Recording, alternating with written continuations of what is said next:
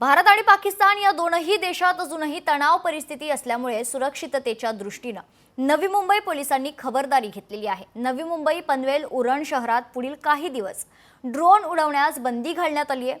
Drone उडवल्यास त्याच्यावर खरं तर नवी मुंबई पोलिसांकडून गुन्हा देखील दाखल करण्यात येणार आहे। पाहूयात। आपल्या इथे पण काही सिटीजन्स मध्ये अशा स्वरूपाची घबराट निदर्शनास आलेली आहे की लोकांना काही विमानं जी कमर्शियल विमानं पण आहेत ती पण ड्रोन्स असल्याचा भास वाटत होता।